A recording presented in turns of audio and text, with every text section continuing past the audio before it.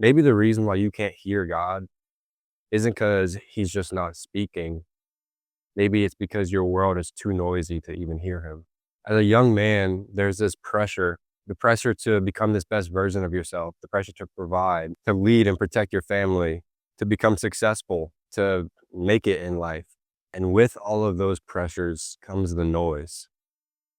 So if you're having a hard time hearing God as a young man, the odds are stacked up against you already if you're dealing with all these things in the world. Anytime that you're not working to provide or pouring into your wife or spending time with your kids is spent on your phone, and this thing in your pocket is eating up any free time that you do have in an already limited schedule in your day.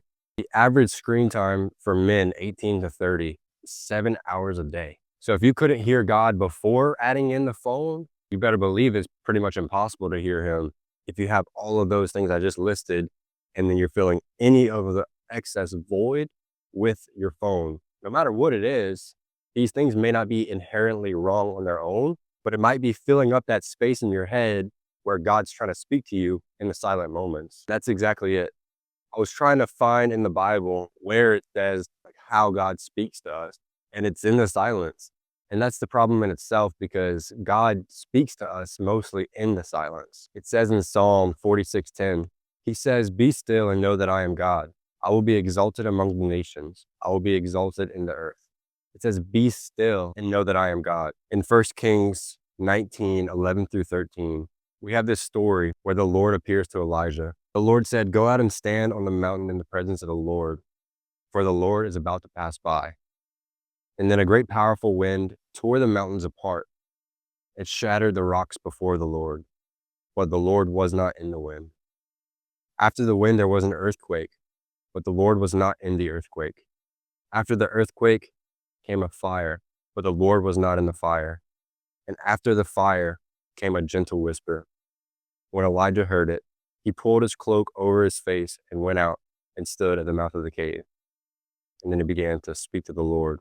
Isn't it funny how God wasn't in the huge winds that are tearing things apart or the earthquake or even the fire, but he was a gentle whisper after all of that.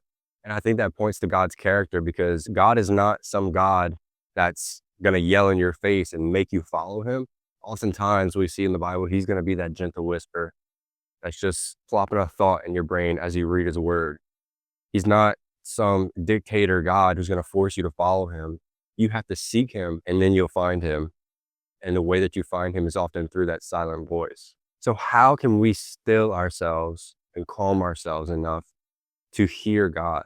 Since this is a huge problem that we're just starting to face with screen time itself, in addition to all the other distractions and noisiness in the world, we have to have dedicated time to spend with the Lord in silence, in worship and prayer, in reading God's word, if we want to actually be able to hear him. And I would go through these different times in my life where I feel really close to God. I feel like I'm just pursuing my purpose, the purpose that he has for me. And life is going great. It might still be hard, but I got purpose. I'm walking in exactly what I feel like God has for me. I feel like I'm hearing God's voice. I'm having revelations. And that's this extreme high. And then next thing you know, I'm experiencing these extreme lows where I feel like I can't hear God's voice anymore. And I wonder what happened. And I realize I'm not spending as much time in my word.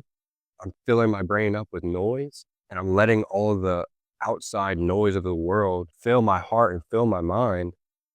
And I'm not able to hear God because it shuts off my ear. It shuts off my heart from him because like I said, he's not going to overpower and shout from the rooftops, forcing you to follow him.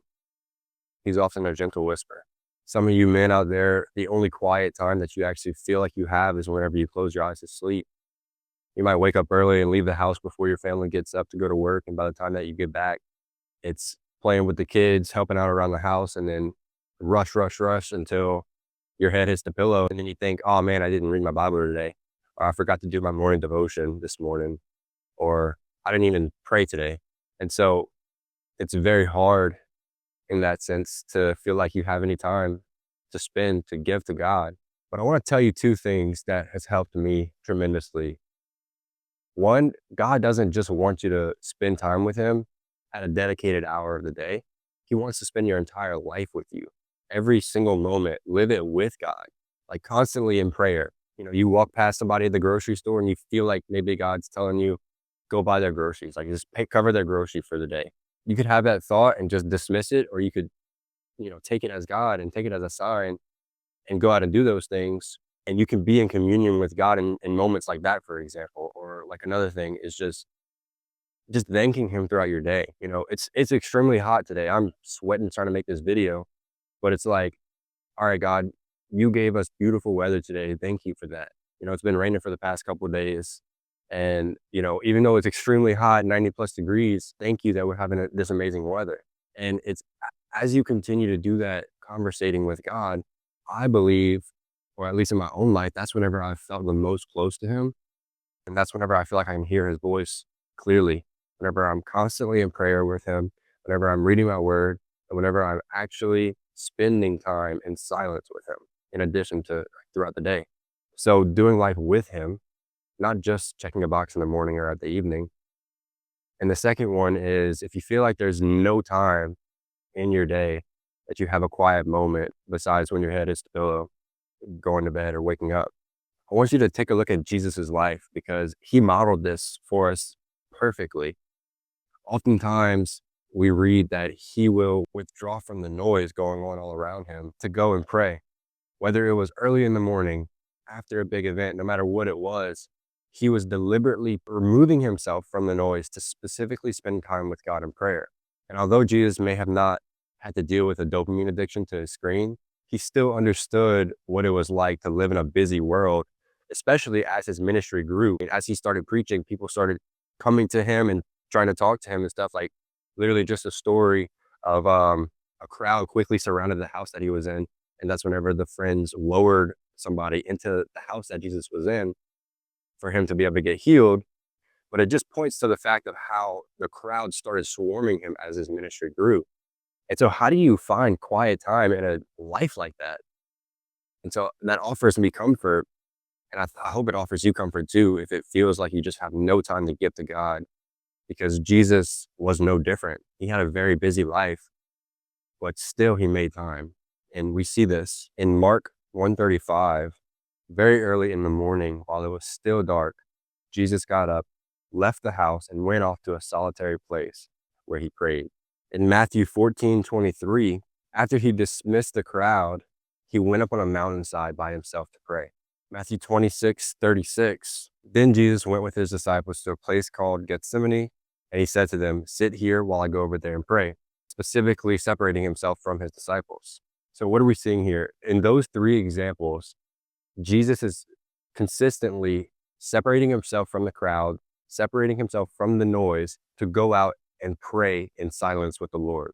So whether it was the morning while it was still dark out, he left and went pray. Whether it was after preaching for a long day, I'm sure he was tired, hungry, etc. He still, after he dismissed the crowd, went and prayed. And even in the Garden of Gethsemane, right before he is about to get crucified, he separates himself from his closest disciples whenever he has all of this stress on him. He's about to go to the cross, and still he separates himself from his closest friends, his closest disciples, and he goes and prays to God in a solitary place. So I don't think Jesus is going to ask you to do anything that he didn't first model for us. And separating ourselves from the worldly noise, getting off our phones, prioritizing spending time with God, whether it be in his word, worshiping him, or in prayer, is all things that Jesus modeled for us and gives us the example on how to do. So if you still feel like you can't hear God, join me as I start to put the phone down whenever I'm not working or whenever I'm not having family time, and spending deliberate time with God in silence and just getting out in nature like this, sitting down for 10 minutes and just breathing and focusing on your breath and like thanking God for simply being alive. This is something that we're so disconnected with, that people have done for all of history, being in nature, not being on constant hit of dopamine every single second, whether you're in the car, listening to music, whether you're at home eating a meal but watching YouTube on your phone, or whether you're in bed about to go to sleep or first thing in the morning scrolling on Facebook or TikTok. We've never had a time in history where it's been so easy to fill your time with these pointless things that are going to distract you from God himself.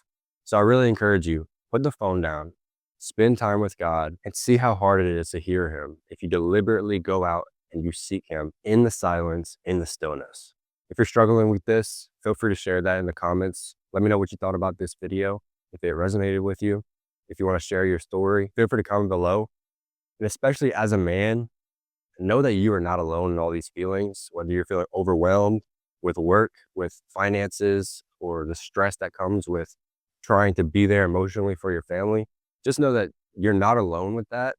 And I actually have a Discord community of young men who are pursuing the Lord at all walks of life. So if you want to have that community, it's completely free. You can join it in the description below.